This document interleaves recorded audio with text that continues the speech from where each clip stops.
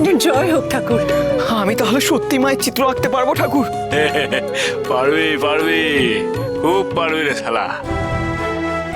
আমি এইবার তোর রহস্য ধরতে পেরেছি রে মা। তুই ওই চিত্রপটে প্রতিষ্ঠিত হতে চাস গোবিন্দপুরের জমিদার বাড়িতে। সবই তোর লীলা রে মা, সব তোর লীলা।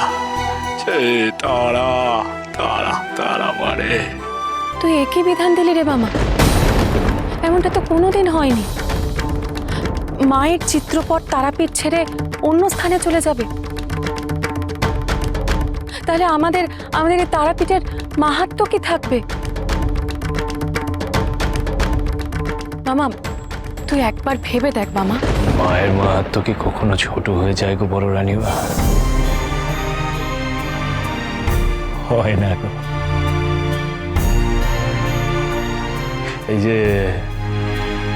যে যেমন ধরো শিব পার্বতী কৈলাসে বসে থাকেন, কজন সেই কৈলাসে গিয়ে পৌঁছতে পারে বলো দেখি? তা বলে কি শিব পার্বতীর পুজো হয় না? ঘরে ঘরে শিব পার্বতীর চিত্র নেই? জায়গায় জায়গায় ভোলা মহেশ্বরের বিগ্রহ নেই? কত কত শিবলিঙ্গ, কত জায়গায় কত শিব মন্দির, সেসব কি নেই নাকি গো রানীমা? বড় রানীমা,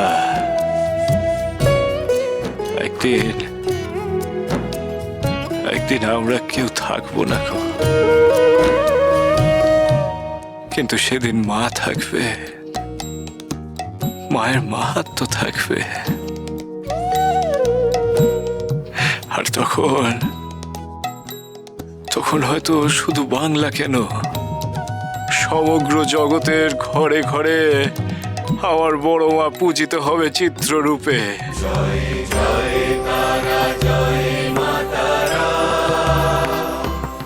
মা তারার পুজো হবে ওই চিত্ররূপে।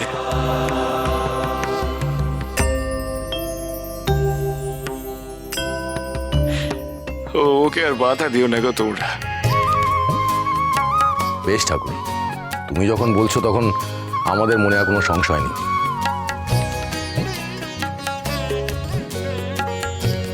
তুমি মায়ের চিত্রপট আঁকতে পারো, তবে দেখো মায়ের পুজোর যেন কোনো ব্যাঘাত না ঘটে। না না, আপনারা নিশ্চিন্তে থাকুন, মায়ের পুজো কোনো ব্যাঘাত ঘটবে না।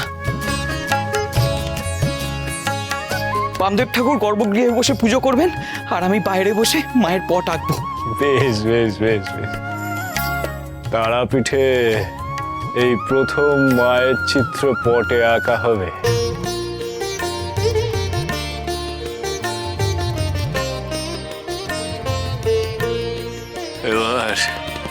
এবার আমি মায়ের পুজোয় বসবো।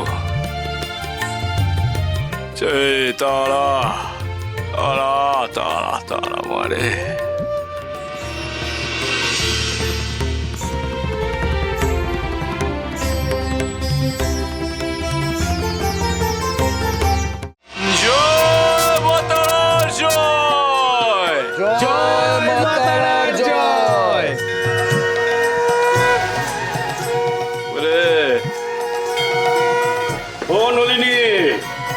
চিত্রপট আঁকা হলো? কই দেখি দেখি দেখি দেখি কেমন আঁকলি দেখি। এই যে ঠাকুর।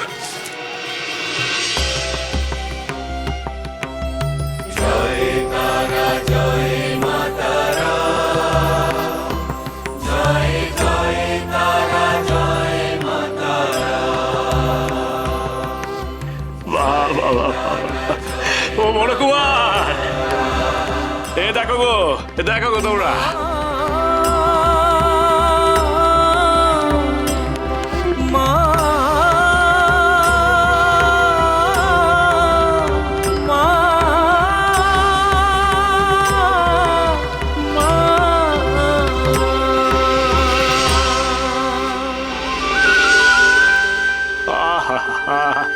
অপূর্ব অপূর্ব। ওরে বেটা, তুই যে মন প্রাণ উজাড় করে এঁকেছিস রে আমার মাকে। এই যে দিব্য এঁকেছিস, হ্যাঁ, বেড়ে এঁকেছিস রে বেটা। বাহ বাহ বাহ, তোমার তো দেখছি অসাধারণ প্রতিভা। এইটুকু সময়ের মধ্যে মায়ের এত সুন্দর একটা চিত্রপট বানিয়ে ফেললে। এ তো হুবহু মায়ের মুখ বসানো চিত্রপট। মারে মারে, দেখ রে বা, দেখ নলিনী কেমন ভক্তি ভরে তোর চিত্র এঁকেছে রে বা। তোর পছন্দ হয়েছে তো? হ্যাঁ রে বাবা, আমি বড্ড খুশি হয়েছি। নলিনী বড় ভক্তি ভরে আমার চিত্র এঁকেছে। আমি আশীর্বাদ করছি ওকে, মঙ্গল হোক, কল্যাণ হোক ওর। ঠাকুর, আমি এই চিত্রপট বাঁধিয়ে আমার গৃহের ঠাকুর ঘরে রাখতে চাই। তা রাখবে বই কি, তো এমনি এমনি রাখলে হবে না। মায়ের এই চিত্রপট গোবিন্দপুরে তোমাদের গৃহে প্রতিষ্ঠা করতে হবে, বুঝেছো?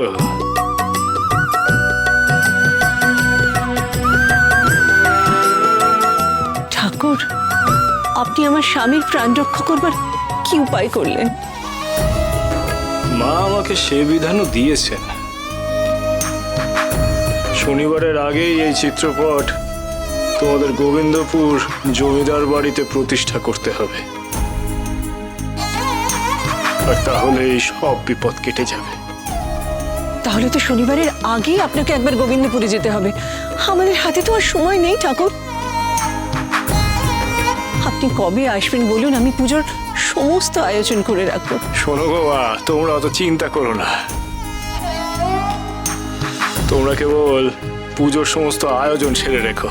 আমি কালই গোবিন্দপুরে যাব, কেমন?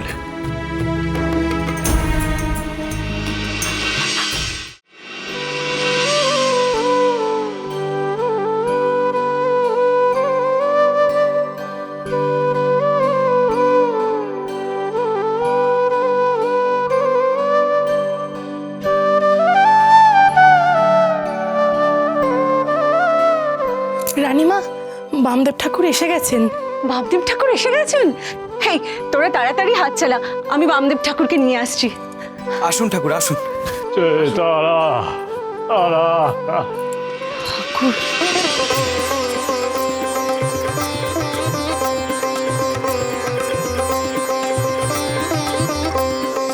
ঠাকুর, আমি এক্ষুনি আপনার পা ধুয়ে দেবার ব্যবস্থা করছি। না না না গো গিন্নিমা, সেসবের কোনো প্রয়োজন নেই।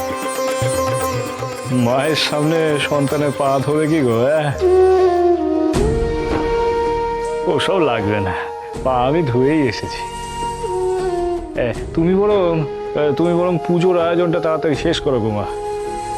আমাকে এখনই পুজোয় বসতে হবে। পুজো শেষ করে আমি তারাপীঠে ফিরবো। হ্যাঁ ঠাকুর, আমি এক্ষুনি আয়োজন শেষ করছি।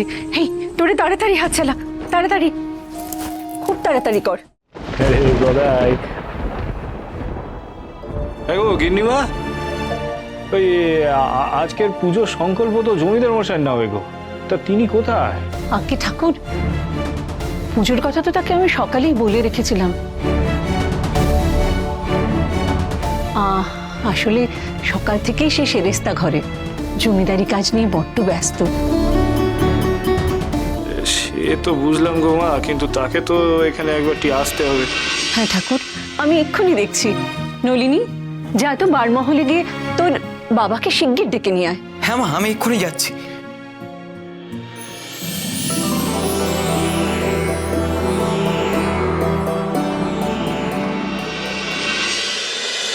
মহাবীর